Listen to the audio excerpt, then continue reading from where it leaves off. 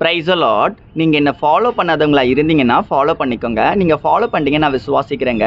ஒரே ஒரு வசனத்தை கூட காண்பித்து கொடுக்கிறேன். வெளிப்படுத்தின விசேஷம் 2வது அதிகாரம் 10வது வசனம். நீ மரண பரியந்தம் உண்மையாயிரு, அப்பொழுது ஜீவ கிரீடத்தை உனக்கு தருவேன். இன்னைக்கு ஆண்டவர் நம்மளை பார்த்து சொல்றாரு, மகனே மகளே, நீங்க உண்மையா இருங்கப்பான்னு சொல்றாரு. நீங்க உங்க லைஃப் லாங் நீங்க உண்மையா இருங்க. யாருக்கு உண்மையா இருங்க? எனக்கு உண்மையா இருங்கன்னு சொல்லி ஏசப்பா இன்னைக்கு உங்களை பார்த்தாங்க சொல்றாரு.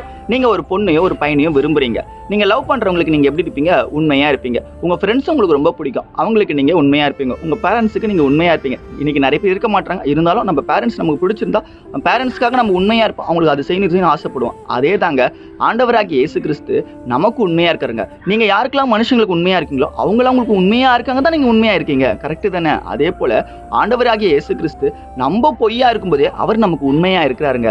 அவர் நம்ம மேல உண்மையா பாசம் வச்சுக்கிறாருங்க, உண்மையா நம்மளை நேசிக்கிறாருங்க. இன்னைக்கு உங்களை பார்த்து சொல்றாரு, நான் உன்னை ரொம்ப நேசிக்கிறேன், உனக்காக நான் உண்மையா இருக்கேன். நீ பாவம் செஞ்சாலும் தப்பு பண்ணாலும் நீ திரும்பி வந்துடுவேன், மனம் திரும்பி வந்துடுன்னு நான் எதிர்பார்த்து காத்து கொண்டிருக்கேன்னு ஏசப்பா இன்னைக்கு உங்களை பார்த்தாங்க சொல்றாரு.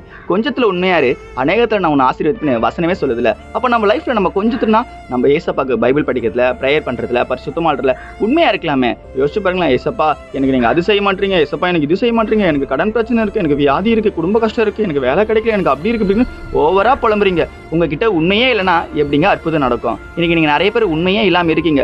இனிமையாவது ஒழுங்கா பைபிள் படிப்பேன், ஒழுங்கா ப்ரேயர் பண்ணுவேன், ஆண்டவரே உனக்கு உண்மையா இருப்பேன்னு சொல்லி உண்மையா வாழ கத்துக்குங்க. கொஞ்சத்துல உண்மையா இருந்தா கூட அநேக ஆசீர்வாதங்களை இன்னைக்கு இந்த காலை வேளையில நீங்க நிச்சயமா பெற்றுக்கொள்வீங்க. எந்த காரியம் உங்களுக்கு வேணுமோ நீங்க உண்மையா ஜெபத்துல இருங்க, நிச்சயமா அதை பெற்றுக்கொள்வீங்க. இந்த வார்த்தையை விசுவாசிக்கிறீங்கன்னா ஆமேன் போட்டுக்கோங்க. இதே போல ஆவிக்கிற வசனங்கள் தகவலுக்கு ஃபாலோ பண்ணுங்க. God bless you. ஆமேன்.